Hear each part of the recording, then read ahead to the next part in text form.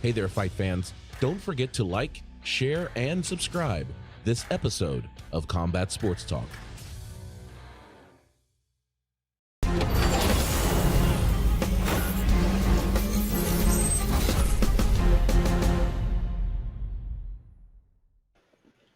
Welcome to Combat Sports Talk, a podcast dedicated to UFC and Bellator discussion, the MMA community, and combat sports in general. I'm your host, Ryan Smith, and joining me this week is the man with the keys to victory, John Keys. Yes, I am, and I'm in a secret location here in the deep heart of Texas. Yeah, what's going on? I see my man George is back, and you know, everybody. Before we start, do not donate funds to UNICEF. George is fine. He's eating right now. He's good. He's got a grilled cheese. He done snatched some candy bags from kids. He's all right, people. He's all right. That's right. And returning after a little bit, it is George G Money Stallworth. Welcome What's back, going on, sir. folks? How y'all doing? Good. Man, it's good. Yeah, All right. Well, we're just going to talk fights. Now, I know that there is one headline that you want to talk about, John, but there is too much. You can't have two UFC pay-per-views back-to-back in 2 weeks and there be anything other than the fights that were and the fights that will be. So we're not talking much headlines today. We're going to go straight into the recap of UFC 267, where there was history being made, probably one of the most, I don't know, you can't call it gut-wrenching because that's a negative connotation. It just fills your heart up with just joy to see the outcome of UFC 267's main event. And then we are going to talk about rematch galore in UFC 268, Kamaru Usman versus Colby Covington 2. So there you have it. Let's get into it. This is the official decision.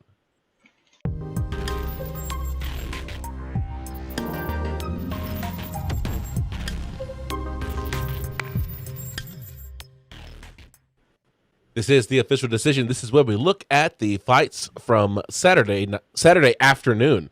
Like, that's one of the things that I think is really a big challenge is whenever the UFC puts on a afternoon pay-per-view for all of the the Western European and Eastern European kind of audience, and so the American audience is like in the middle of their day. They got to stop and everything and hit that pay-per-view button, right? Yeah, man, but that's the thing though. It's got to be worth it. That's the reason. If we got to stop what we're doing in the middle of our Saturday, it's got to be worth it. And it was worth it twice over because we have a UFC pay-per-view event on Fight Island, but it was free-ish. You have to have a ESPN subscription, but yeah, but you still got it. And so that's the one thing that we are going to go over. We're going to go over all the results. And let me get the crow button ready because somebody going to be eating a lot of crow. Now, thankfully, George, you didn't have to go and make any picks last week. So you're going to save yourself some crow, even though it might put a little bit of meat on your bones. I got some crow to eat myself because, I picked myself to win. Yeah, well, we go cover that because we all eating crow on that one. But we're gonna start off with the first fight of the night, and that was Magomed Ankalaev versus Volkan No Time Ozdemir. Of course, Magomed Ankalaev won via unanimous decision. What do you think about that fight, John? It was a good fight. You see the stats there. It was a good, back and forth. There was a bit of controversy going on that started before the fight even started, and that was due to the referee. Anybody who watched the prelims know that there was a referee there, a Russian referee that put Herb Dean to shame. Okay, he was literally. If he dies, he dies was a person. It was that ref. Okay, he let a fight go on so bad that Paul Felder, the man who is known for Rock'em Sock'em, was sitting there saying was screaming stop the fight at the ref. I mean, he forwent what Uncle Dana said to the commentators about saying stop the fight, and it was pretty bad. But there was a lot of circumstances there. I'm speaking in reference to the Benoit Saint Denis fight. Benoit Saint Denis versus Elizo dos Santos. I know I butchered that one. I know I did. And dos Santos, don't run up on me. Okay, please don't. But the thing about Saint Denis, he was a special. He's ex-French special forces. Okay, and he was hard. He was 100% hard. Okay. At one point, Dos Santos had him though. I mean, in the middle of the second round, Dos Santos was laying in on him. He had, I think I counted maybe 13 or 14 unanswered shots, and the ref just, let it go, man. Keep punching, and move, and he did. So what'd you think about the Magomed Ankalaev fight? Oh, I'm sorry. I drifted off on a tangent. It was a good fight. It was a good back and forth fight. The better man won the fight. Okay, let's just say it like there. All right, people. Moving on. I'm sorry, my bad. I just, I was vested because that was a real moment there that we're looking at a bunch of men screaming for one man to stop a fight between two men. That was a real solid moment there. And you can hear the emotion. You can hear the pleading. And that's what I had a real problem with. But luckily, it was so bad that even Mark Goddard, who did ref the fight afterwards, he did come in and they released that ref right there. He was like, he was not going to ref another fight that night. But on the other side of things, hats off to Ankalaev. Give me that crow because I took Ozdemir. And you know what? It was okay because there was not a suck fight this entire pay-per-view. It was definitely the best free pay-per-view, but this was one of the best pay-per-views they put out this season. All right, well, that's awesome. Next fight of the night was Jin Liang versus Hamza Chamiah. And so versus the Wolf. Yeah, and so when we're looking at this one, did Jin Liang actually show up? Like it looks like he walked into the ring. The moment they said fight, he just laid down. It was like game over. Okay, so let's throw any strikes. Okay, so this is where y'all went wrong. Okay, y'all are saying that Li Jing didn't fight. No, he fought. It was Chimaev that was there, and he said no. Okay, he got him. I mean, he threw strikes. He just didn't throw them in his general direction. And one of the first grappling exchanges he had, he got behind him, picked him up, and drug Jang over to Uncle Dana and said, "Hey, Uncle Dana, I got this guy is tired. I'm gonna go ahead and put him to sleep for you," and slammed him to the ground and proceeded to work his magic until he got him into a rear naked choke, in which, to Jang's credit, he didn't tap. He went to sleep. He took a nap. So the dirtiest player in the game got dealt with on a personal basis. Well, there you have it. And so that means that Hamza Chamiah, his legend continues. And so that was one of the challenges that he ran into, of course. In 2020, he was go ahead. I was going to say, fun fact, he is in the last 9 fights, I believe, he's only had 4 strikes thrown against him.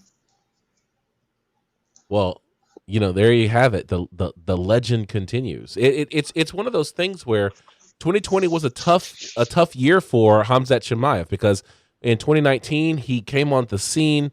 he was just, this is where he was beating people, and he was scheduling 2 fights in advance because he knew he was going to win. And then COVID hit, and he got COVID, and he very nearly died. And, this recovery has been long for him, such that this is the first fight that he's fought, and it's almost 2022. So, it's good to see Hamza Chamiah back. It's great to see that he is so dominant, but now it is time for him to start fighting people. Well, Jin Liang has an 11 by his name. Let's see Chamiah versus some top 10 talent, because it looks like no one outside the top 10 can hold this man. Yeah, he said he want to eat everybody. So he's hungry. He'll eat everybody. He'll kill everybody in the ring. And I believe him now. Okay, there is nothing in my mind that says I don't see anybody really putting up a serious threat against him. All right. Next fight of the night, we have Marcin Tibura versus Alexander Volkov. Here we go. And so in this one, of course, unanimous decision in favor of Alexander Volkov. It sounds to me like there's a lot of birds in the atmosphere. You know what? It's only at your house, dog. It's only at your house. I think it's flying over to your undisclosed location, because somebody had Marcin Tibura and I had Alexander Volkov. Rule number 1 served me extremely well in this card. So for those of you who are playing the drinking game at home, the reference to rule number 1 is call for a drink. Rule number 1, of course, is never bet against the Russians. Of course, I bet in favor of all of the Russians tonight. And so far, the person who is eating crow is the guy who bet against the Russian and defied rule number 1. There you go, Mr. Keys. That's only because they were on their home turf and they had a following there. Since when is their home turf Abu Dhabi? That's what I want to know. I thought Russians' home turf was in Russia. You tried to extend it to Belarus. Because Uncle Dana, and let's not even talk about that Belarus, because I really want. I got him now. Okay, that Belarus, it literally says Russia. Anyway, because we have yet to do a UFC Moscow, we've yet to do a UFC Stalingrad. Okay, I thought that was St. Petersburg. Oh, St. Pete. Yeah, that's right. They changed it. Sorry, me and my son have been going like back 50 years ago. Hey, like I said, me and my son have been going back and forth on World War II. All right, and some craziness that happened. I don't appreciate this. I mean, you were there. I mean, come on, bro. Oh, okay. You were live when they changed the name. I'm sure you saw the headlines. Heard it on the radio. 50 years ago? Radio? Oh wow. All right. We did have technology back then. We did have the microwave was in action when I was born. Okay, I'm kidding with you. I'm kidding with you. He's not. He sees the gray right now, and he's like, "Oh, it's a good look, though. It's a good look for you, though." All right, next fight of the night: Islam Makachev versus Dan Hooker. Dan Hooker was talking a big game about he wasn't super impressed by the Khabib Nurmagomedov protege, Islam Makachev. He felt like he was going to be the first one to put a stop to, another one of the Dagestani gangsters, but doesn't seem like it worked out that way for him. Islam Makachev wins by submission in round number 1. That's a quick fight, 2 minutes 25 seconds. Yeah, it was, and it showed. I mean, can we make an argument that maybe Dan the Hangman Hooker was not mentally there? Can I make that argument? Because it's possible. He has so much. Why do you say that? He forwent going home to his family to fight again. He won't see his family again for the rest of the year.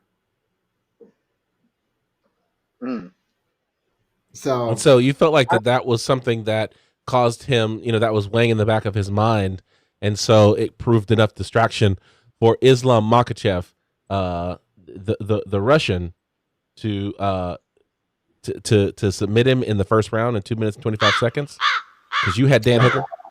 Man, look at that. The haterification tonight, ladies and gentlemen, is real. It's on. Okay? It's level supreme right here. It's been a long time since Ryan's been able to do this. He's almost pulled away a perfect man. It is true that I have not had this many victories in one card. A couple of what it was about a month ago, I went perfect on a card, but I hadn't gone perfect on a card. Oh, it's been a while, but I went perfect on a card recently in the 2021 year. And then the last time I got that many correct in one card, I want to say it's probably 2 or 3 years since I've gotten that many correct. So yeah, so I'm gonna let you have it. I'm gonna let you have it tonight. Yeah, but you could tell though. I mean, why else be a prize fighter? Okay, if you're not doing it for your family. Okay, if you're doing it by yourself, you go in by yourself. Okay, you're going in by the sword. It shouldn't affect you. But you know, he made it a point to say that he was going to forego seeing his family for the rest of the year to do that. That I don't care who you are. If you are a father, if you are a man, you got affected. Even we were affected by hearing that. You know. So. Yeah. So I mean, that's something to think about, though, is the fact that you know, when you think about whether or not you're going to get another fight, and this is an opportunity, fighting Islam Makachev, of course, if Dan Hooker had won that fight, then his stock would have instantly put him in a title shot position. Yeah. And it was so calculated risks. Calculated risks. We've talked about it a lot lately, right? Yeah, 100%. That we want to make those calculated risks because of the fact that that we talk about risk and reward. This is one where I don't know that there's anyone, at least who's a prize fighter, who's fighting and they're ranked number 6. You know, they're in that lower half of that top 10, getting a shot at an undefeated fighter who's skyrocketing up the chart. You know, and having an opportunity to thumb your nose at Khabib Nurmagomedov at the same time. Who wouldn't take that? Because you have Khabib sitting in the corner, you have Islam Makachev talking about he's gonna finish all the work that Khabib Nurmagomedov left undone, bruh. I applaud Dan Hooker for that, but yeah, too bad he wasn't Russian. If only, huh? If only he was Russian. All right, in the co-main event, you were talking about. Oh, go ahead. You're talking about calculated risk, and I'm over here. In case you hadn't noticed, I'm all about some Hershey's Pieces right now. I know I'm taking a calculated risk with Ryan because he hates when we eat on the show. But bro, I haven't had these in so long, and they're so good. You know what? God, they're so good. Put it on the screen one more time. Let me see that. Oh yeah. Oh, that's that white. Yeah. Is that white chocolate? Is that the white chocolate? Is this the white chocolate? Let me crack one open for you. Oh man. Yeah, go ahead, man. Here we go. For the ASMRs out there. There you go. For so good. Oh my goodness. Okay, he's salivating like Pavlov. It's that white chocolate. I'm out to pass with the white chocolate on peanut butter, but you go ahead and knock that out because you know what? You deserve everything that you eat tonight. You deserve it. Okay, you could have came. Oh my God, it's so good.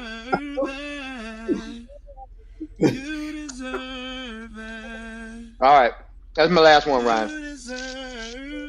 I'm just saying. All right. John Jones thinks you deserve it.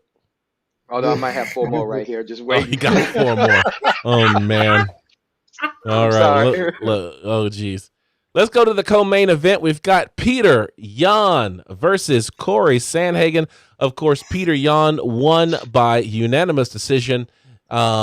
This is one that I think everyone will agree that this fight was much closer than what the cards may have read, what the stats may show. I mean, looking at it, it looks like Corey San Hagen was much more productive than Peter Yan, and maybe that's one of those hidden stats where someone is productive in one round, does a lot of damage and scores a lot of points, but isn't able to consistently bring it through the entire fight.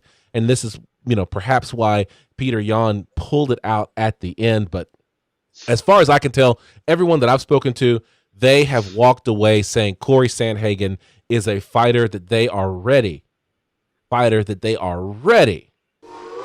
get on that hype train for.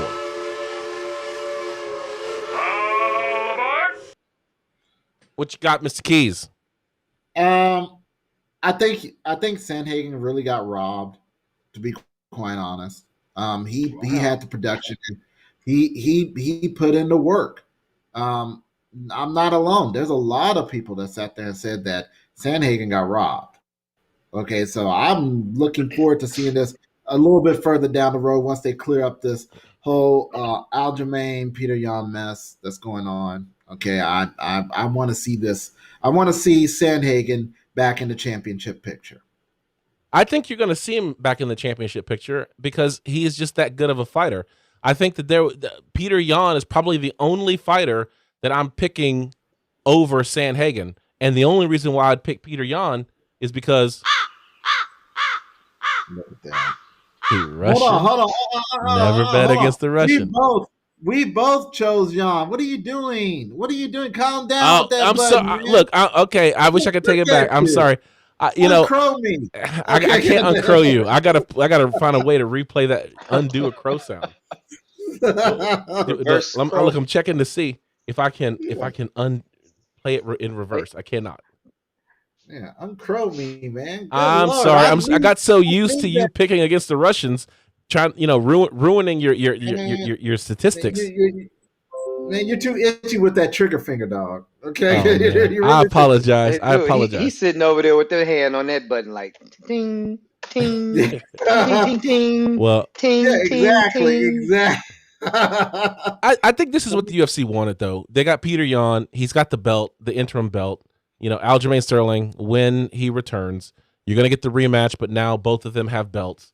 But I think that Corey San Hagen is more dangerous than Aljamain Sterling. Be honest. Real talk. That's funny that you said that it happened exactly how the UFC wanted it to happen, much like how Cyril Gane and Francis Ngannou is about to happen. That's kind of weird.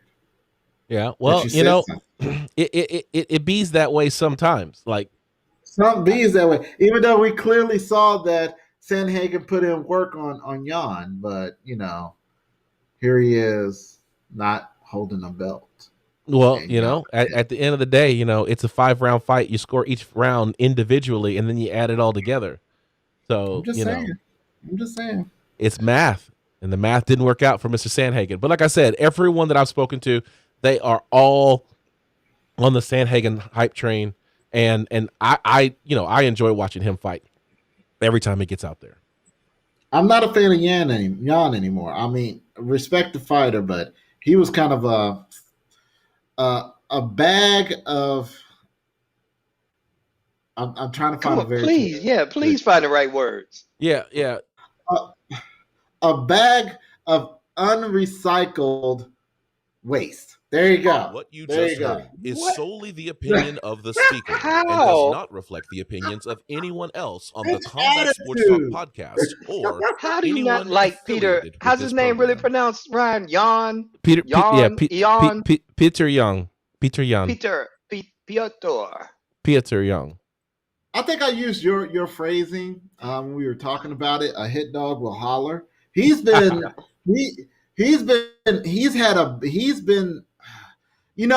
there's obsessed that I'm going to get this back, and then there's irritated. And Jan's been irritated ever since he lost that match for all the wrong reasons. Well, the only reason why he needs to be irritated is within himself because he didn't know the rules and he lost the match over that. And yet everybody blames Aljamain Sterling for being the champ. I'm not blaming Aljamain Sterling. I'm blaming Peter Yan and his entire team for not knowing the rules. You cannot be champion and not know the rules. Sorry. I think that nobody, as far as I know, nobody is blaming Aljamain Sterling.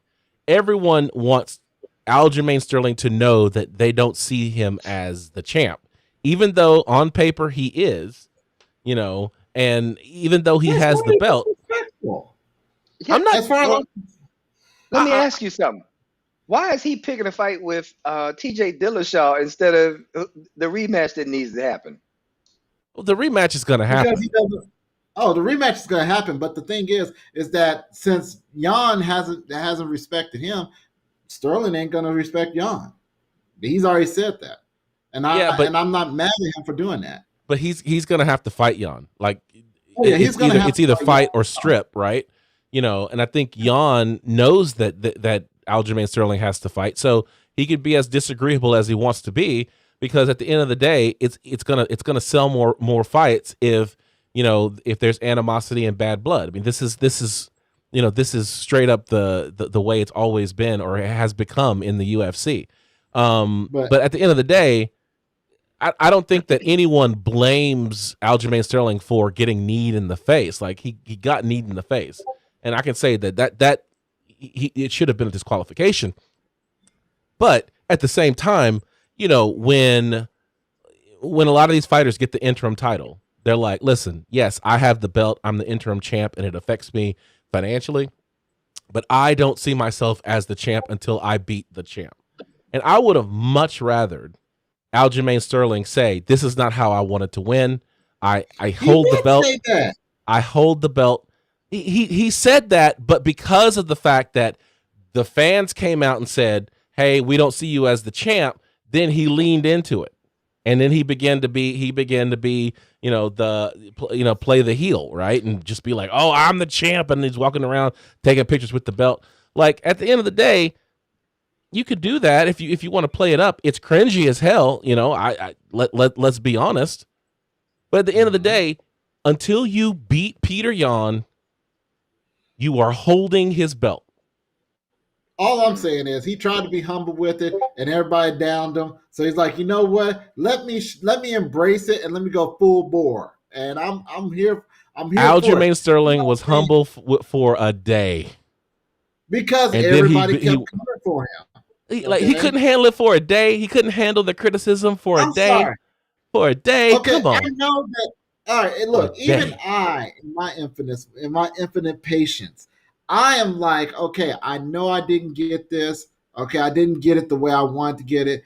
I'm gonna hold this until I earn it. Okay, and left it like that. And people will still come to me even after I've told y'all that I am not gonna. You know what? I'm gonna embrace it.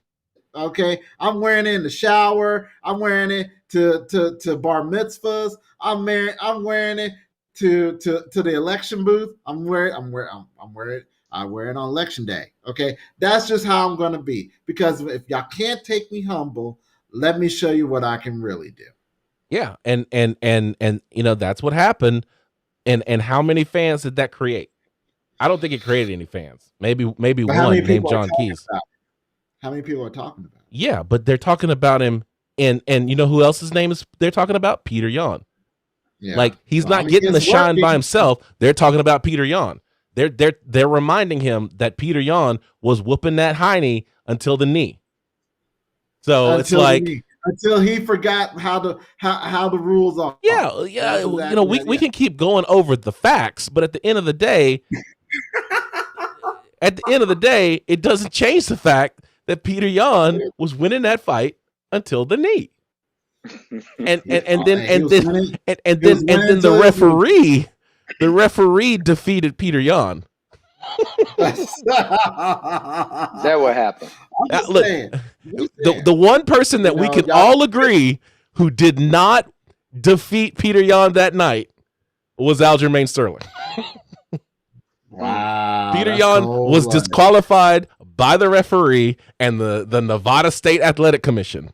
And Aljamain Sterling was awarded the belt. There you go. Wow. Okay. All right. I'm just saying. So, you know, hey. But now we get to see, like, is Aljamain, he's got a chance now. interim title. Let's renew let's unite the belts and we'll see what happens. But I'm gonna tell you right now, nothing I saw in the first fight shows me that Peter Yan is going to do anything other than reunite the belts and become the champion again. And why wouldn't we then get TJ Dillashaw lined up? I don't know. We got that Amber Alert happening somewhere in the state of Texas. Yeah, somewhere. Hold on, guys. Hold on. All right. Somewhere. All right. Let's go on to the main event of the evening. We had, and I'm doing this for one person and one person only. I'm doing this for one person only. Legendary Polish power, Jan Blachowicz versus Glover Teixeira. Glover Teixeira got it done with a second round submission of Jan Blachowicz to become the light heavyweight champion of the world. Unbelievable. Glover Teixeira, look, started from the bottom, made it to the top, got knocked back down, and clawed his way to a victory. Okay, so let's talk about Glover for a second. First of all, he was already mashing people out in Brazil. Okay, he was a legend in Brazil. All right. And so when he came to the UFC, he was already like at his prime. And then he met with the apex predator, John Jones. Right. And he got knocked down. But let's not talk about, let's not say that he was he was mediocre or anything. No. I don't think I said he was mediocre. What I said was he climbed up to the top of the mountain, got knocked back down, and clawed his way back to the top to take that title. Okay. Because remember, he got beat by John Jones. How many fights did he have to win in a row in order to get a title shot? Do you know? Quite a few, if I remember correctly. Yeah. Dude had to win. And he put them together. It wasn't like, and see, this is the thing. People slept on it. I'll be the first to admit, I slept on him. Okay, because I thought at first that Glover Teixeira fighting John Jones was kind of a fluke. No, it was not a fluke. The man is dangerous. The man is extremely dangerous. And but listen though, I'm pulling up the stats here because I really want you to. I really want this to be seen for what it is. Look at this. Right. Glover Teixeira fought John Jones April 26, 2014.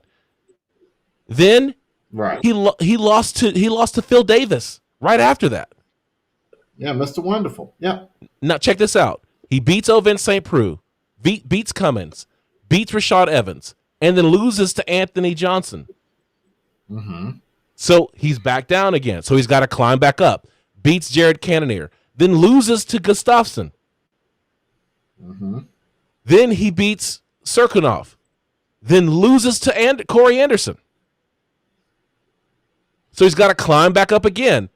Roberson, Kutalabra, Krylov, Anthony Smith, Thiago Santos. And now he's the champion.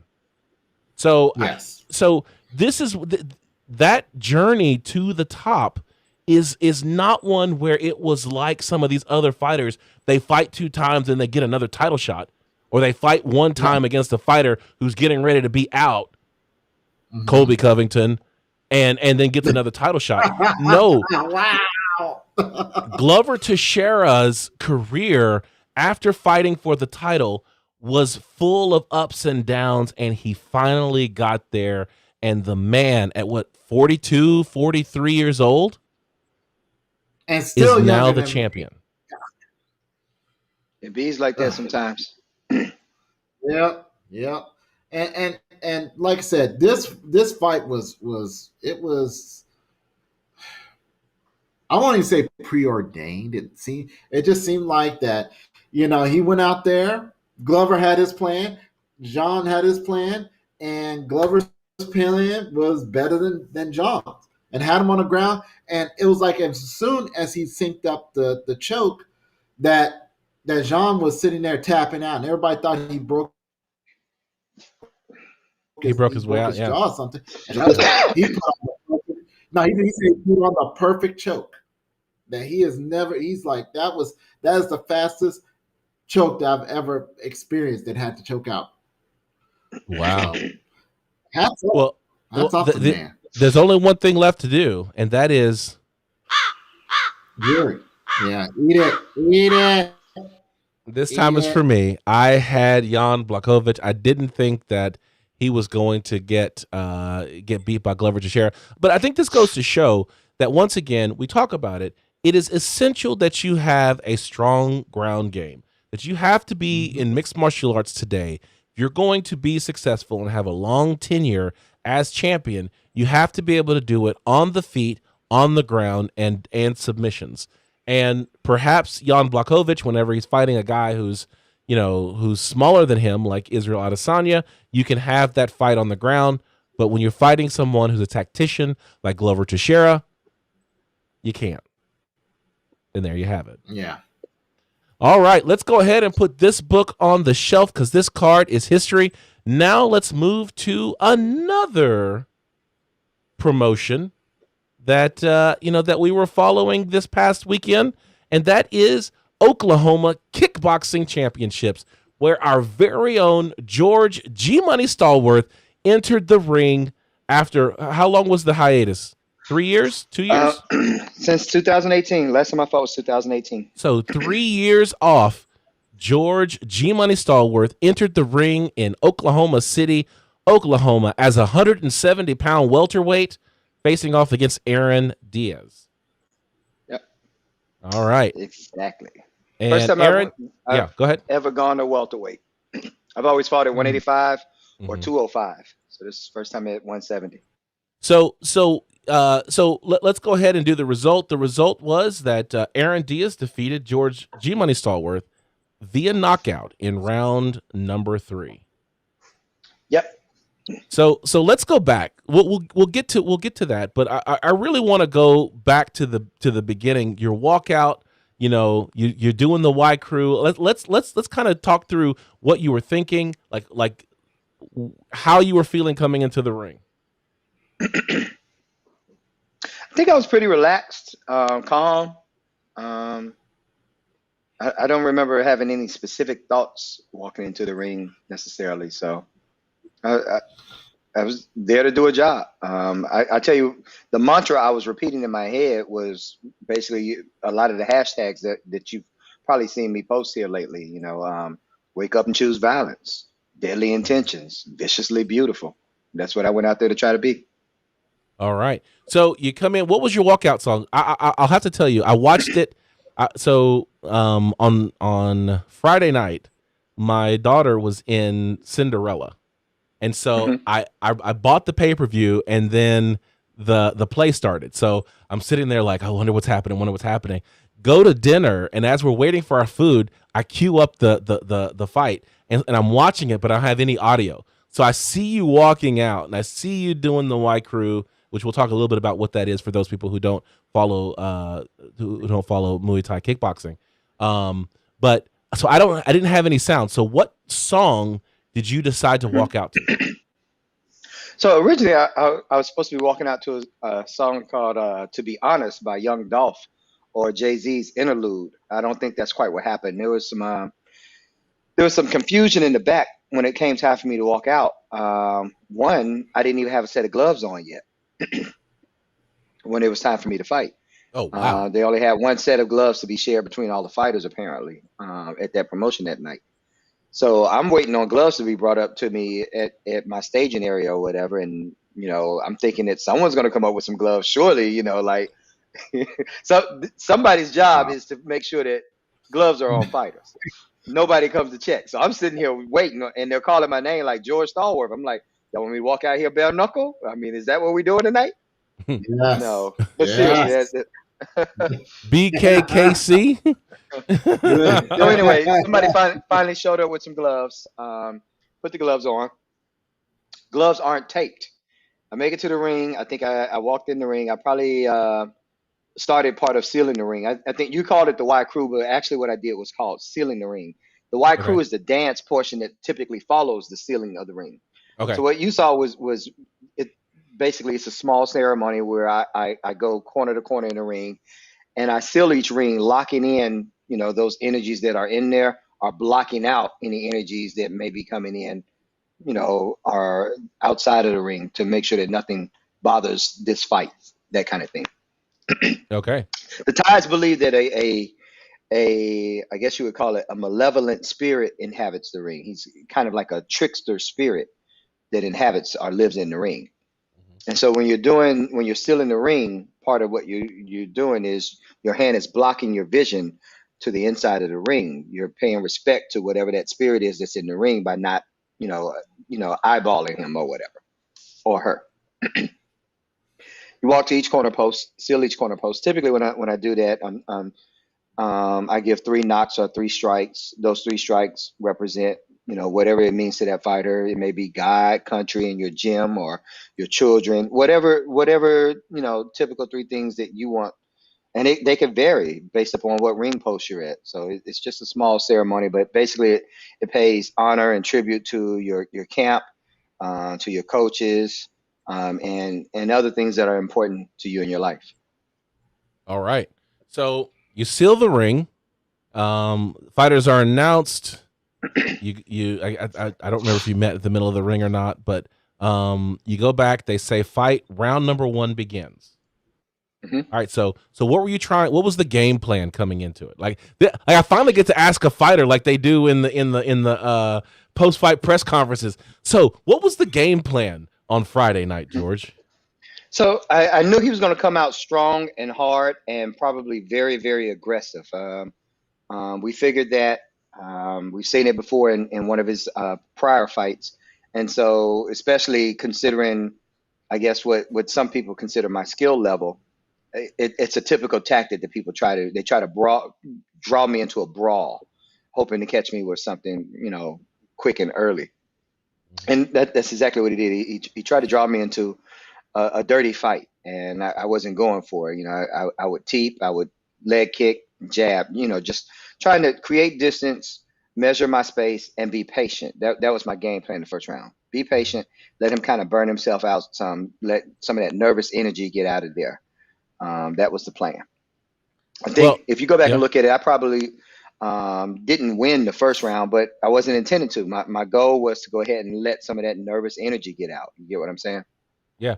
Well, I really think that you did well in the first round. I wasn't scoring it with the Combat Sports Talk official Muay Thai scoring methodology. I was just kind of looking at it, and and I thought perhaps that you did win the first round. Not a lot of clean punches were landed. I mean, there was a lot of activity for sure, but you landed a big teep. You landed some good body kicks. Leg kicks were there, a couple of jabs, things like that. He did land some shots, but I felt like you landed the cleaner shots in the first round. Wasn't a whole lot of landed shots in general, but I felt like you had the better of it in the first round. And the variety as well. I think most of the shots that he threw were all, punches for the most part. I think there might have been 1 or 2 kicks in that first round. And it is what it is. And, depending on scoring or who's scoring and the criteria for scoring. So let's make this clear. This was not a Muay Thai fight. This turned out actually it was supposed to be a K1 style kickboxing match. Right. Okay. K1 style. Well, I mean, interestingly enough, it's a K1 style, but he had the ropes tied to his arms. So, I mean, like he looked like a Muay Thai fighter. Well, I'm saying that the actual commission / sanctioning body said this was a K1 style kickboxing fight, which meant no elbows, right? Right, with no elbows. But I could never get clarification on many of the rules, so I felt like it was incumbent upon both of us to make the referees do their job, teach us what K1 is as opposed to Muay Thai. So that was one of the things I definitely decided that I was going to try to do during the fight, is to make sure that, okay, if this is K1, then y'all are going to have to show me what K1 is. I'm going to keep the referee honest. He's going to have to interrupt the fight if I make certain, I guess, if I do certain things such as sweep, trip, or dump. Yeah. And if you notice, I don't think that's quite what happened throughout the fight, because I'm pretty sure I engaged in a lot more Muay Thai than I probably should have. Okay. So end of round number 1, you go back to your corner. What kind of advice are you getting from your corner? What are they saying? Be patient. Let him burn himself out. Don't get frazzled by, the punches, things like that. Because he was throwing a lot of haymakers. And like you said, they weren't landing clean, but they were these wide looping shots. And even though they weren't landing clean, they do take an effect on you. Even though I'm blocking them with my gloves, you can imagine if somebody's, hooking really, really hard and winding up and building up, no matter how much of a block you have on that, you're still taking brunt force. So that in and of itself does wear on you. But like I said, that was part of the game plan, is that we were going to go ahead and let him burn himself out a little bit. All right. So you come out in round number 2. I felt like the pace of the fight slowed down a bit, and there was actually some strikes landing. Both of you were doing pretty well. It was almost like, when you're back in grade school and you're getting ready to have a fight, and you have that thing where the person hits you and then you hit them a little harder, and then they hit you a little harder, and then they hit you hit them a little harder, and it keeps going on to you just full out brawling. Like, I felt like it was building up like that, where you were landing a good shot on him. You landed some good body kicks on him in that round. Of course he was landing, some of the cleaner punches. And then he lands a really big teep and you fall to the ground. So talk to me. That's not what happened. Okay, so that's what I saw. I went to throw a teep and he threw a leg kick at the same time, and his leg kick swept my base leg. Okay. I just what I saw from the angle that I was at, because I think that the camera angle that was on at the time, you're looking over his shoulder, so his back is facing the camera, and you're facing. So I saw him kick, and I saw you fall down, and so yeah, it was a leg kick while I was throwing a teep. So I had one leg up in the air, my other leg was basing, and he was throwing a leg kick at around the same time. Okay. So I felt like that was probably the move of the fight, of the round. Let me say it that way.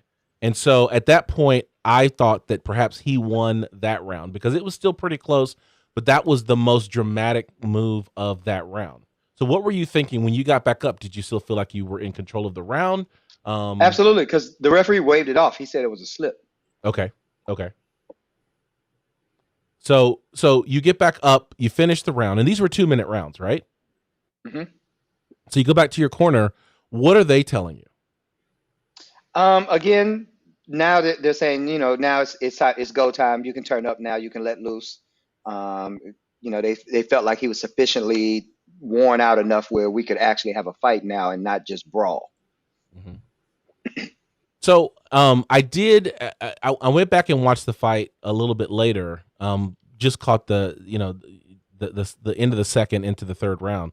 And the announcers were saying that they felt like Diaz was winning the fight, that you were going to need a finish to win the fight. Is that what you were thinking as well, or did you feel like you had won the 2 rounds, 1-1? What were you thinking going into the third? I felt like I was down 2 rounds walking out into the third. Yes, I did feel like I was down. Okay. So we start the third round, and he comes out throwing everything everything in the kitchen sink at you. Mm-hmm. So what were you thinking at that point? No real thought process on it. Again, I don't think there wasn't that in the moment thinking. It was just like, hey, okay, let's start setting some things up here. Let's find my groove. First round, I had real problems adapting to his range. Mm-hmm. I had a hard time finding him in the first round. Second round, I started to find him, and then when I came out third round, I was like, okay, I got his number now. Like I was fairly certain at that point that I was probably going to put him to sleep at some point.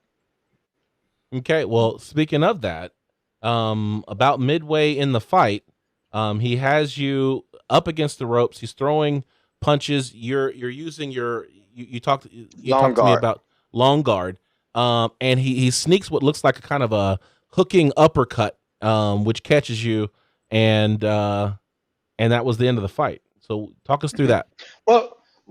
Actually, the sequence started at the end of the second round. So at the end of the second round, I threw a kick, and he ducked or pulled away from the kick. And as I kicked, my legs, swung over, and he threw a punch and hit me in the back of the head. Referee stops the fight, but for whatever reason, did not stop the clock. And so I'm sitting there trying to rest and recoup because I just got hit in the back of the head. I'm dazed, like I'm not in any shape to continue right now. And the referee's standing there, and then I hear the bell ring, and the referee's like, "Okay, go to your corner." So I'm like, I'm like, that's not the way that was supposed to happen. I just received an illegal blow. I'm supposed to be given my period of rest. The clock should have stopped, and I should have been allowed to, continue when I was ready, or whenever the time says I'm ready. Yeah, but that was K2 rules. So this was K1-esque. Good point there, Ryan. So anyway, I get sent back to my corner without without having a doctor check me and say, hey, he's okay to go on or whatever, and having just been hit literally in the back of the head, in the back of the neck. I go back. I had that 1 minute to recoup. I get up and I come out third round, and I felt like third round definitely was my round. I came out and started to implement my game plan. And about 1 minute, 30 seconds into that round, I was throwing an uppercut. And as I threw this uppercut, as I threw it, my shoulder turns and my head is exposed in the back, and he hits me in the back of the head again. So that's when I went to sleep. That's what happened. Yeah. You got hit in the back of the head. After just being hit in the back of the head. Wow. Okay. Well, there you have it, folks. This is why I was excited to talk to you about what happened, because, it was such an abrupt ending that it was difficult to know what actually happened. And so I had a hard time figuring out what happened too. I really had to go back and watch that sequence in really, really slow motion. And then there it was. It was plain as day. But when it happened so fast. I couldn't even fault the referees. Or I couldn't fault Aaron either. Aaron's, throwing punches. He's not, it wasn't like this was intentional on his part. It wasn't intentional on the referee's part, I don't think either. It was just such a fast sequence. It's hard to see it in real life. It's hard to see it in real time, rather. But when you go back and look at it, it's clear. So, not an experience I ever want to experience. But I do want to ask, what was it like? 1 minute you're thinking I'm going to win this fight, and the next minute you're surrounded by people. Not only that, I'm looking up and I'm like, damn. Like literally, I looked up and I saw like two of my cornermen, and I saw the doctor, and I knew immediately. I was like, fuck. I'm sorry. My bad, Ryan. Yeah, it's fine. But that was my reaction. It was like, damn. Like, all right, this is gonna suck. And it does, because that was not the outcome that I had in mind. It's not the outcome I was prepared for. But it is what it is, and I accept it for what it is, man. My hat's off to my opponent. I think he did a wonderful job. No love, I was gonna say no bad blood on my part whatsoever. He went out there to do his thing, and he did his thing. He won. I would love a rematch though. Yeah. So so the career continues. Are you still looking to have a fight? You were talking about going and having another fight in January. Yeah, so I'm actually lined up for another fight in January with Titans of Muay Thai out in California. I think the card's going to be held in Silver Springs, California. Okay. It's January 22nd, but I'm looking for something between now and then, although I need to check with the Oklahoma Commission to see how long my suspension is for. So typically after a knockout, there's like a suspension time or an amount of time that each fighter has to take off in order to continue fighting. And so that's what we're looking at. I believe I got either a 60-day suspension, so that will put me right at November, December, right at January. So, but if it's not 60 days and it's something shorter than that, I'm hoping to get a quick turnaround. But also, I do want to give my brain a chance to heal up. And, when you get knocked out like that, your brain gets bumped around in your skull. And it can cause some things. definitely a concussion is one thing, but you can have other side effects as well. Sensitivity to light, sensitivity to sound, things like that, headaches. So no symptoms or anything like that. So I don't believe there was a concussion, but at the same time, when I look at that knockout, I can't help but think that there's a concussion, and then coupled with being hit in the back of the head twice, there's just this. The likelihood is that yes, that was a concussion. Yeah. All right. Well, I'm glad that you appear to be okay. I'm glad to see that you are, your spirits are up, and the show is going on. So, thank you for sharing. Like, I think it's great for when the fans get to hear the experience of a fighter, and not only the experience of the fighter, but what you were thinking, what you were doing, what you were trying to implement, and then how you recover from defeat, and you hopefully that you will that you'll get another fight and you can show everybody what you can do. Honestly, I feel like I showed quite a bit of what I'm capable of in that fight. It wasn't the longest fight, wasn't what I would consider my greatest performance, but at the same time, I think people really got a taste of what I'm capable of. All right. All right. See Oh, you don't sound like a state. believer. Hey, you know what? Listen. I am. I was very, very strongly in your corner. I was trying to convince John Keys that he should be also picking you. Like, I was throwing John Keys under the bus. I know John. Wait, whoa. No, it was funny. If you go back and listen to what John said. Man. What are you talking about? No, if you listen to what John said on on last week's show, he was like, "Listen, I would never pick against George Stallworth. That man has black Air Force Ones." So no. John Keys was very firmly beside me in your corner, picking you all the way. But this would not be Combat Sports Talk if it was not for the crow. So we gotta eat that crow. Wow, really? You gotta do that to the man? No. It's all good, man. I would eat that crow gladly. It was a great experience, man. Yeah. And again, my hat's off to Aaron, man. He's a great guy. We had a talk about, when was it, yesterday? Not really a talk, but we texted back and forth the other day, exchanged pleasantries and stuff like that, man. Hopefully we'll get a chance to train together sometime soon. He's a good guy, man. If you're ever up in Oklahoma, go look him up. Go look his coach up. Good people. All right. Well, there you have it. Let's go ahead and put this one on the shelf. This card is history. Now let's get into the part I'm excited about just as much as as all of the rest of the show, and that is the fight card.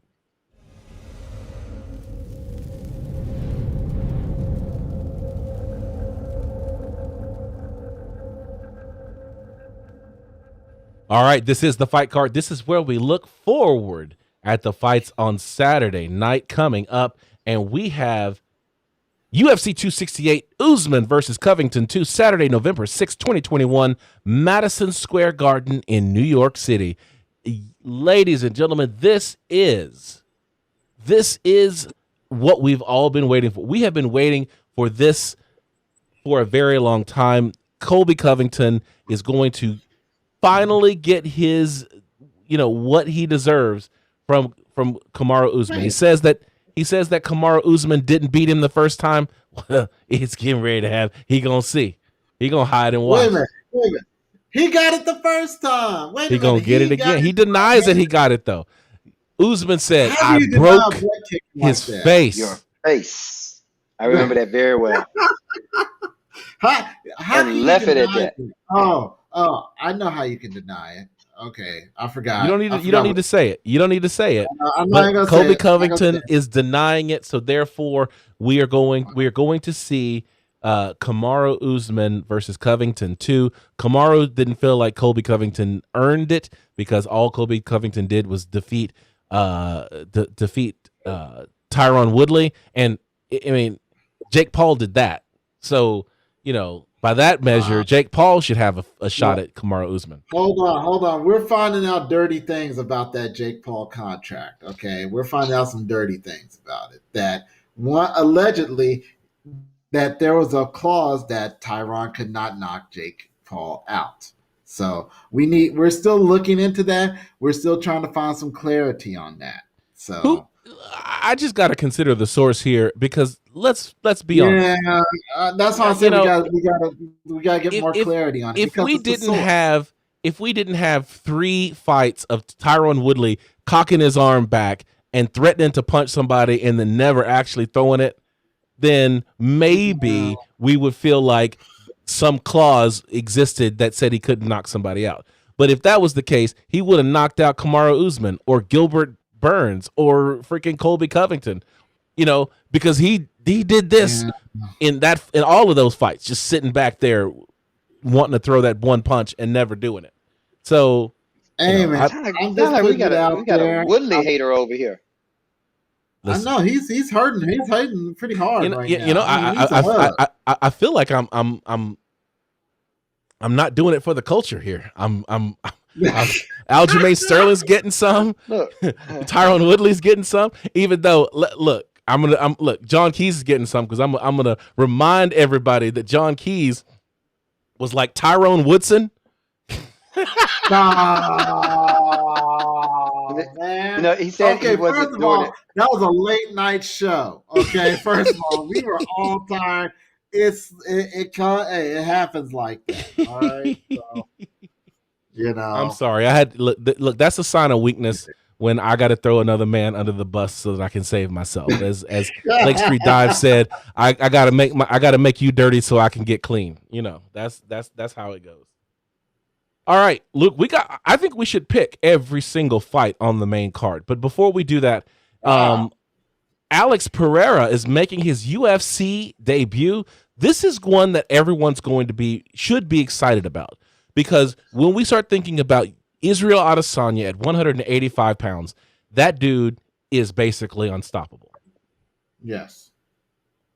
But there's one person outside of Jan Blachowicz who has consistently stopped Israel Adesanya, and that was a gentleman by the name of Alex Pereira. He is now coming to the UFC. We're going to see what he can do in a fully mixed martial arts environment. Of course, Alex Pereira has been, dominant in the kickboxing arena for a very long time, but now can he do it in the octagon? We're going to find that out on Saturday night.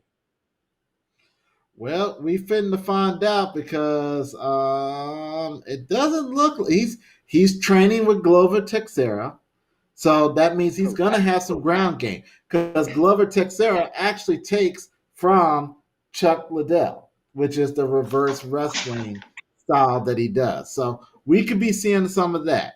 We pray that we're gonna be seeing some of that because everything about him screams, take him down. All right, so. Good luck. Yeah, and so he's fighting, Andreas Michalides. And so, I am looking at Michalides and trying to see some stats. Not a guy that has a whole bunch of stats, but he wins. He's definitely a striker. So they've put Alex Pereira in against a striker, not a grappler.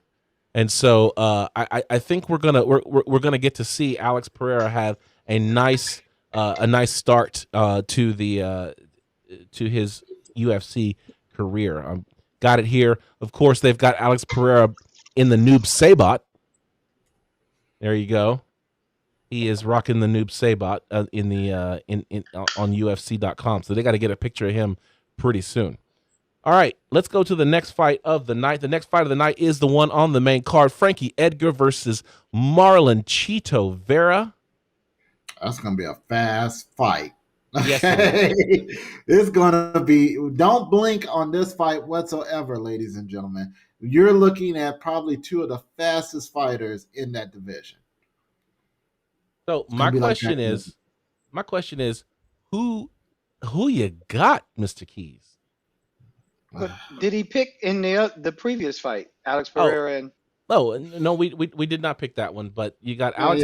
You got Andreas Michalides versus Alex Pereira. I didn't think that anyone was going to pick against Alex Pereira, but we can go ahead and make that. I'll take Alex Pereira. Yeah, I'll take Alex Pereira. Hold up. Where is Andreas from first? Give me just 1 second. He is not from Russia, if that's what you're asking. I know all the Russian fighters. He is. It looks like he may be Greek, because his nickname is the Spartan. Yeah, Athens, Greece is where he's from. Okay. So anybody gonna pick the Greek? I'm going with the Greek. Oh, wow, look at that. I'm picking outside of the. I think Alex is going to get upset in his first fight, and then he's going to come back and pick it up. All right. So even though the stats show that Andreas Michalidis is a striker fighting against a striker. Mm-hmm. All right. Oh, we'll see. How many MMA fights has Alex had? Alex has not had any. This is his debut. So MMA is not kickboxing. I'm just saying, though, we'll see. It shows that I'm looking at all of Michalidis' wins. They've all been by strikes. TKO by punches, TKO by. He has had a couple of submissions early in his career, but for the most part, punches and elbows and a spinning wheel kick has been his winners. So it's going to be a striking match until somebody becomes a wrestler. That's what I'm going to say. We all think they're going to be striking matches until somebody say, you know what? Let's go see what this ground look like. Let's go see what this groundwork look like. Yeah, that's exactly. That's what looks like what's going to happen. So, conventional wisdom would have thought that Jan Blachowicz and Izzy would have been a striking match, and Jan was like, "Nope, we getting dirty." We get to the ground real quick. All right, well let's go back to the Frankie Edgar Marlon Vera. So Cheeto, Mr. Keys, who you got? Oh man. See, I've always been a Frankie Edgar. You know what? I'm gonna choose Frankie Edgar because every time I've chose him I chose against him in the past. He has proven me wrong. So I'm going with Frankie Edgar. Mr. Stallworth. Edgar. I'm going with Cheeto or Cheeto. All right, Cheeto. I'm also going with Marlon Vera. Even though Marlon Vera is ranked number 13, Frankie Edgar's ranked the number 8. I like Marlon Vera in this fight. Next fight of the card is Shane Burgos versus Billy Quarantillo. Woo! Yeah. Shane is a very very action driven fighter, man. I like his odds in that fight all day, every day. All right, so George Stallworth chooses Shane Burgos. I did apologize to y'all for eating on the air, right? You did. Yeah. I'm sorry, y'all. Look, ladies and gentlemen, just so good, Ryan. Look, you want to get some wings? Actually, I kind of do. All right. So you know what I'm gonna do? As much as I want to pick Shane Burgos, I like Shane Burgos a lot. Like I think that dude. Yeah, I'm gonna pick Shane Burgos too. I'm not even gonna. Yeah, we're all gonna pick Shane Burgos. I'm not even gonna trip. But let's not pretend like Billy Quarantillo is some kind of pushover. This guy walks fast. This is not an easy fight for Shane Burgos. I think that he is going to be at risk in this fight, but I think that Shane Burgos pulls it out. Pulls it out in the end. All right, next fight of the night. Here we go. We have Justin Gaethje versus Michael Chandler. Both of them are coming off losses. I like to create car crashes in the octagon. All right. This is clearly a car crash. John Jones would say that man's spitting right now. Have you seen that meme? No. There's one out there. You got Justin Gaethje on top, and he said I think he said this before. This is a quote of his. Is I like to create car crashes in the octagon. Mm-hmm. And right around the time when John Jones was having legal trouble with the law again, somebody created that meme, and it's John Jones under saying that man is spitting right now. Like he's spitting lyrics. He is spitting straight fire right now. Oh man. All right. Well, you know what I'm going to do? I'm going to pick first because y'all always complain that I don't pick first. So I'm gonna pick first. It's true. All right. I'm going with the highlight. Did you hear John Keys over there? He said true. It's true. I like to sit and wait and see what. But no, I'm going with the highlight, Justin Gaethje. I think Justin's going to get it done.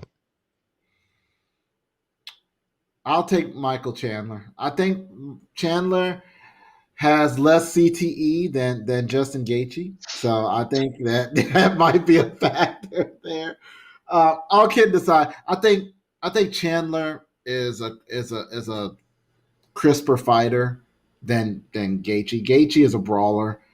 Not saying that he can't out wrestle Chandler at a moment's notice, but I'm glad y'all got the screen off of me. I'm over here shaking my head at you, John Keys. Yeah, we saw that. It's like, oh man, it's happening. I'll take Chandler. I'll take Chandler on a wild guess. You know that this is an opportunity for you to say the George G Money Stallworth catchphrase of the day. Go ahead. And what is that? Oh, you don't remember it? No, I'm suffering from CTE right now. You got to tell John Keys to slap. There you go. Smack yourself. Man, so you going Justin Gaethje, Mr. Stallworth? No, I didn't say that either. Oh, what? I like Michael Chandler's chances in this fight, honestly, man. So you're picking Michael Chandler? I'm rolling with Mike. All right. You know what? And you are too. I don't know why you playing. No. You like I went first. Car crashes in that ring, huh? I went first on this one.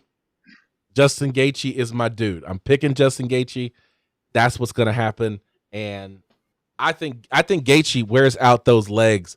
Michael Chandler's gonna show that his nickname might be Iron, but he gonna be butter by the time it's over. Yeah.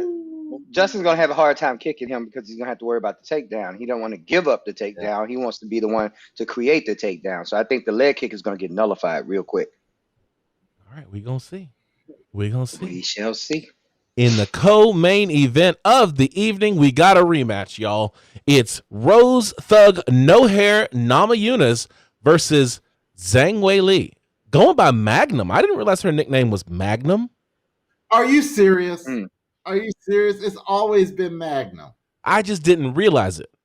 I didn't realize it. I'm sorry. Why don't you see her, throw the shooting pistols out there?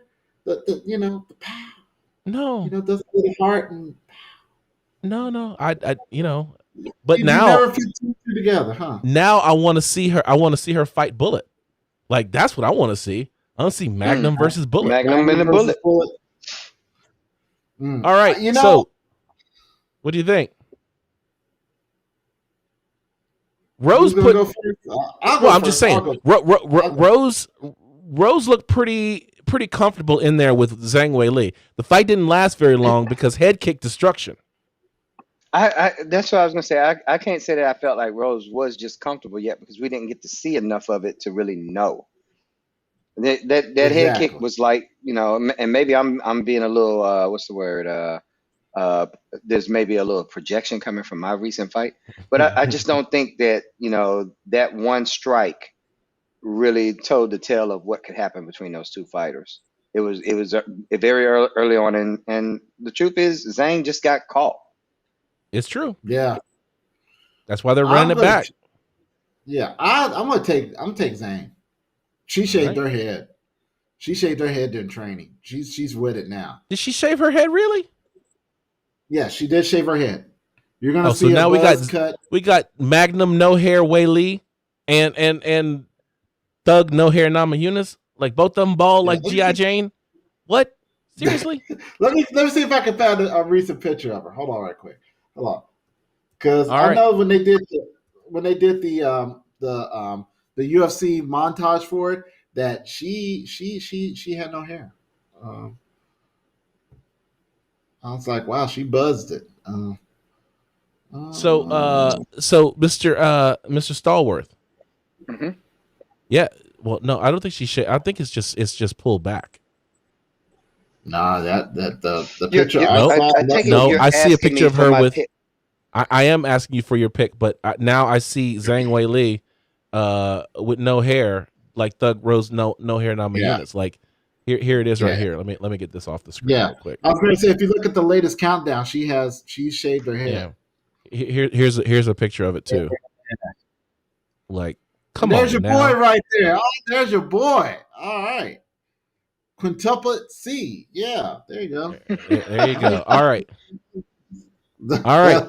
So I got John Keys on Zhang Weili, Mr. Stallworth. Who you got?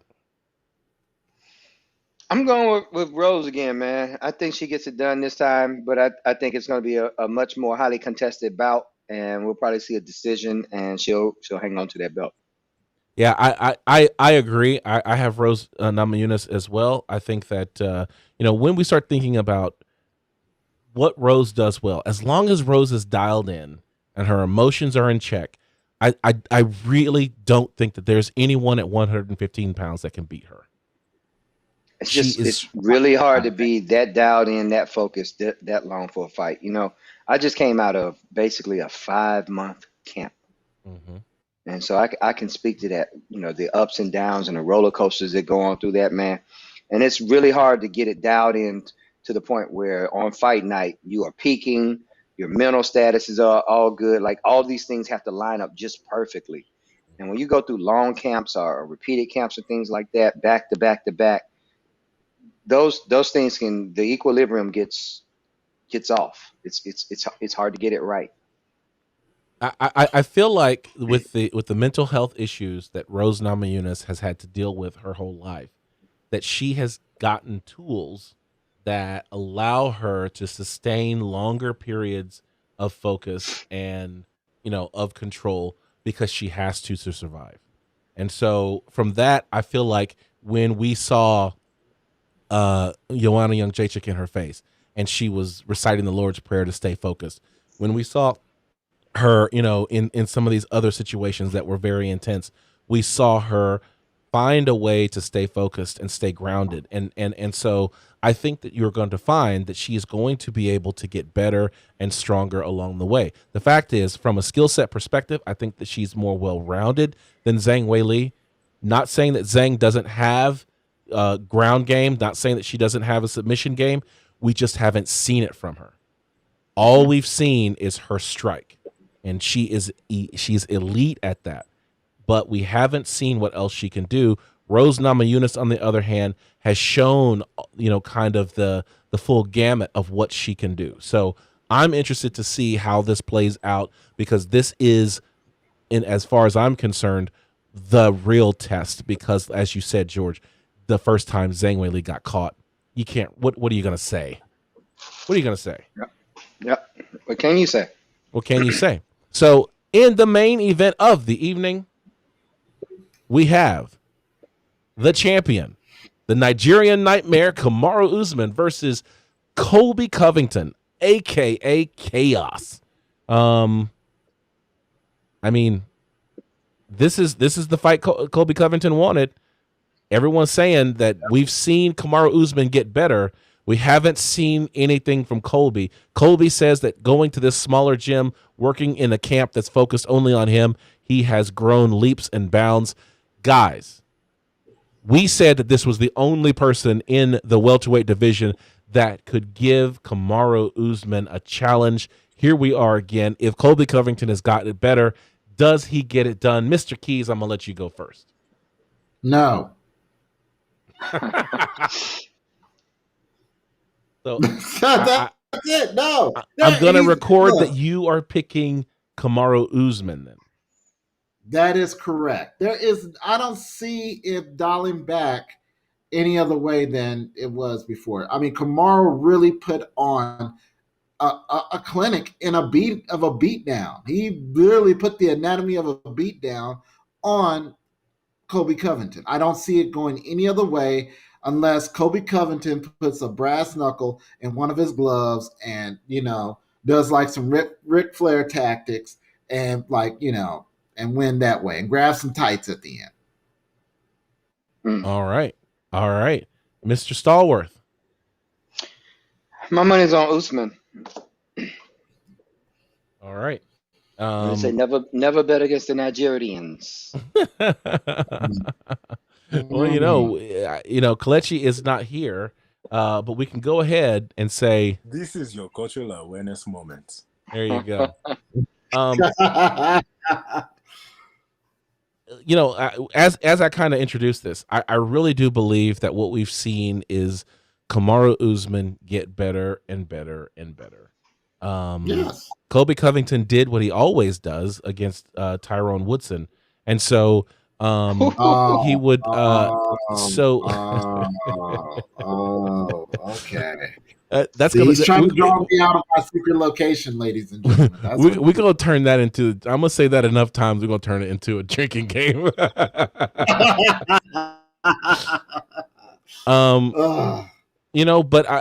as good as Colby Covington fought in the first fight, I just don't think that he has grown as much as Kamaru Usman. And as long as Kamaru Usman stays in the pocket, does what he does, and doesn't doesn't try to make things happen and just lets things happen, I think he gets it done again. I agree. So we are all on Kamaru Usman. And so I want to ask one last question, and that is, if Kamaru wins this fight, does he have anything else to fight for at 170? Yeah, and there's somebody else out there. Who is it? Leon Edwards is the last guy. Yeah, Leon Edwards. That's it. That's all that's left. Really, even now. I think he should clear out anyone else that's left in that top 10 division, just to stake his I guess, what would you call it? To really lay his claim or his legacy in that division. It's one thing that he's been a champ, but he's beaten Tyron Woodley, he's beaten Colby Covington, and who else? And Jorge Masvidal. He's beaten them all. He's beaten them all. So that's 4.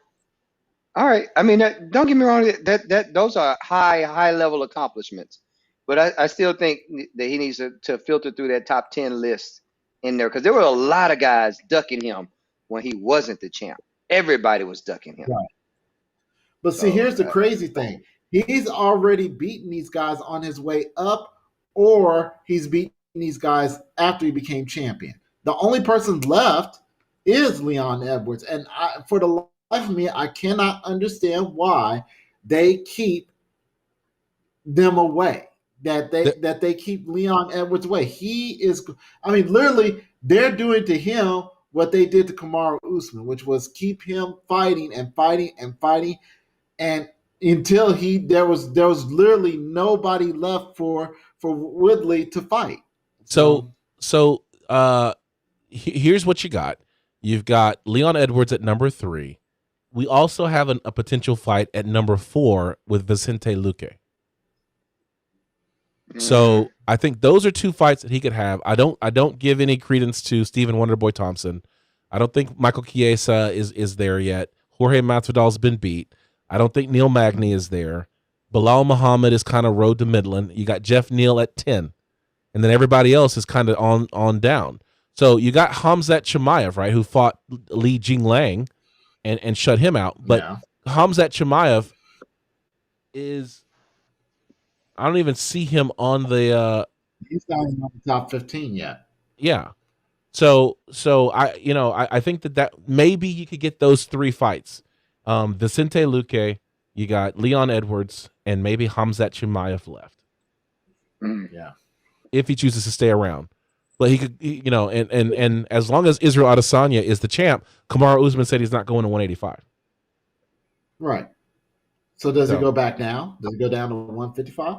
No, I don't think he can make that. That's a long way. Yeah, he's way too big to be making 155. So, all right. So he's gonna stay. He's gonna stay there and just continue to knock challengers down, which is what a champion is supposed to do. Mm-hmm. There you have it. So I think if he beats Colby Covington this weekend, then we start looking at, the chase of George St. Pierre, whether or not he can eclipse George St. Pierre, because at this point he has beaten, I would say, arguably better talent than George St. Pierre at this point. Of course, you have the benefit of, time to make that happen. But at the same time, we're starting to get to that area where he has defended the title, approaching the number of times that George St. Pierre has defended the title. And as that happens, you start getting into, greatest of all time in that division. So follow us on social media on Instagram. I'm at Combat Sports Talk. Mr. Keys. And I am at Keys to Victory, and that's Keys with an ES. Mr. Stallworth. Darkside _ Muay Thai _. And you can find us on our website at www.combatsportstalk.com. Now, if you guys haven't been out to the Combat Sports Talk website, you'll see that it has changed its design and looks different now. So go out there and see what it looks like and, appreciate it, because I've been working on it. And this show is on all of your favorite podcasting platforms. I want to send a shout out to MMA Junkie, MMA Fighting, MMA Mania, Bloody Elbow, and the Intelligent Defense Discussion Group. We've got more and more people joining every single day our Facebook group dedicated to real MMA discussion. Amen. Not this weak stuff that you find in some of these other groups where it's like, who would win out of Francis Ngannou and, freaking Hezbollah? Brandon Moreno. yeah. Hezbollah, Magomedov, right? Like, who's going to win? Like, nobody cares about those questions. But, at the end of the day, the discussion point that I put on there today, or was it yesterday, was, I really think that the UFC should take a note from WWE, not from the promotion and the way that the trash talk and the promo talk gets fights, but the production value of the walkout. I recently saw some of the walkouts on WWE, and it was just amazing because every fighter had a persona. And I really feel like for some of the fighters that you have in the UFC could really start building some of these personas and having these walkout musics for your main card fighters, your big stars, really have, its own personality that people can get behind. I think that's one place where the UFC and other MMA promotions fall a little bit short. So come out to the Intelligent Defense Discussion Group. If you've got an opinion on that, we'll keep putting topics out there for you guys to comment on. But I am excited to see it continue to grow. All right. On behalf of George G. Money Stallworth and John Keys, my name is Ryan Smith, reminding you to keep your hands up, your chin tucked, and throw bombs. We'll catch you next time.